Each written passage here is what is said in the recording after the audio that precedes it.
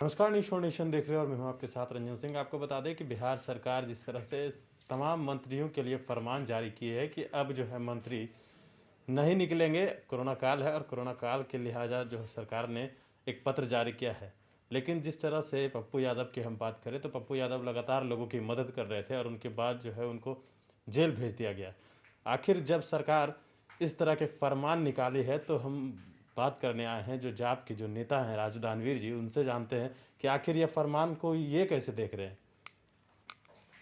देखिए, ये जो और निकाल दिए हैं तो हॉस्पिटल में कोई मंत्री जाएंगे नहीं घुलने। तो ये बताइए कि वहाँ गरीबों को कौन देखेगा? हॉस्पिटल में क्या हो रहा है ये कैसे पता लगेगा? मंत्री नहीं जाएंगे, अन्य अन्य जो मंत्री है नहीं निकलेंगे किसी जगह पर, तो वहाँ पता कैसे लगेगा कि इस विभाग में काम क्या हो रहा है, नहीं हो रहा है, जो हमने बोला है वो आगे। तो ये तो हो गया कि मिला जुला के जो पहले स्थिति थे, सभी लोग जो घर में थे वही हो गया। मैंने रोड पर कोई सेवा के लिए नहीं आएगा, सब घर में रहेंगे, अपना दबके हुए रहेंगे।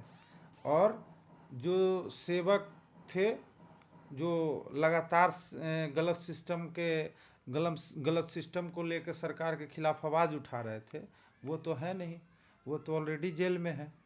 तो ये इसको एक तरह से गलत माना जाए, सही नहीं है। एक एक बात यह है कि जिस तरह से सेवा दल की हम बात कर ले, पप्पू यादव ने सेवा दल की शुरुआत की और आप लोग इन दिनों भी लगातार सेवा दल को चला रहे हैं, तो क्या ऐसे में पुलिस आप लोग को अरेस्ट करेगी? देखिए, सेवा दल हम लोग पहले ही से चला रहे हैं और ये ज़रूरतमंदों के लिए है, गरीब गुरबों के लिए है। जिसको ज़रूरत है ऑक्सीजन का, वो आती है पार्टी कार्यालय लेकर जाती है। जिसको दवाई की ज़रूरत होती है, जिसको आर्थिक मदद की ज़रूरी होती है, पार्टी कार्यालय आती है लेकर जाती है। और जिसे खाने की ज़रूरत होती है तो वो फ़ोन करता है, तो उसके घर पर हम लोग जाते हैं, वहाँ भी देने जाते हैं।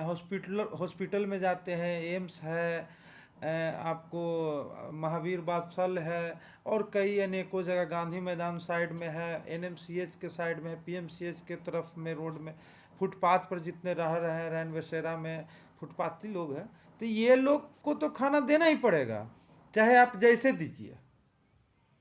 तो मेरा जो आदरणीय पप्पू यादव जी ने जो शुरू कराया था जन अधिकार सेवा दल, वो अपना निरंतर काम करते रहेगी, चाहे जो हो जाए।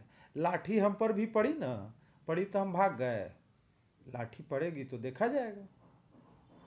एक सवाल ये भी है कि जिस तरह से लोग कोरोना से तो जूझ ही रहे, लेकिन अब एक जिस तरह से हम बात कर रहे थे कि ब्लैक फंगस आ गया है, क्या लगता है इस ब्लैक फंगस को क्या किस तरह से सरकार जो है वो देख रही है? सरकार ने इसे महामारी घोषित कर दिया है। अच्छी बात है, महामारी घोषित किए हैं, सही बात है। लेकिन आपने कोरोना काल आज से 15 महीने शुरू हुआ, 16 महीने लमसम पहले शुरू हुआ था।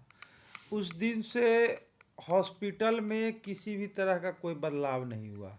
जैसे पहले लोग मर रहे थे और ये सेकंड जो लहर आया तो इसमें लोगों को और मरने के लिए छोड़ दिया गया। हॉस्पिटल में किसी तरह का भी कोई चेंज नहीं था। हॉस्पिटल खुद ही वेंटिलेटर पर थी, स्वास्थ्य व्यवस्था बिहार की खुद ही वेंटिलेटर पर है। तो ये स्थिति में ये ब्लैक फंगस जो आया है, बिहार के लिए खतरनाक है। मैं बिहार वासियों को मैं कहना चाहूँगा कि आप लोग सरकार के भरोसे ना रहें, खुद ही व्यवस्था करें, खुद ही सचेत रहें। क्योंकि सरकार के भरोसे रहकर भी आप लोगों ने देखा कि क्या स्थिति था, कि सरकारी और प्राइवेट अस्पतालों में बेड नहीं थी। जहाँ प्राइवेट अस्पतालों में बेड थी तो वहाँ कितने 24 घंटे के लिए 1.5 से 2 लाख 3 लाख रुपया लूटा जा रहा था। एक एक ऑक्सीजन जो था वो आपको 90,000 80,000 इस तरह के रेट में बिक रहे थे ऑक्सीजन सिलेंडर। आपने देखा रेमडेसिविर का जिस तरह से काला बाजारी, खाने के लिए आदमी तरस जाए। तो एक ये आखिरी सवाल है भरोसा रणवीर रह जी, के आदमी देख लिया है। एक आखिरी सवाल है कि क्या पप्पू यादव को रिहाई मिलेगी? क्या मुहिम करेंगे आगे? आप लोग क्या करेंगे रिहाई के लिए? आदरणीय पप्पू यादव जी की रिहाई निश्चित ही होगी और जिस तरह से सरकार ने सुनियोजित तरीके से उनको गिरफ्तार किया, इसका विरोध बिहार ही नहीं, देश ही नहीं, विदेश से भी हो रहा है और ये एक पूरे देश का मुद्दा बन चुका है कि पप्पू यादव जी को रिहा करो।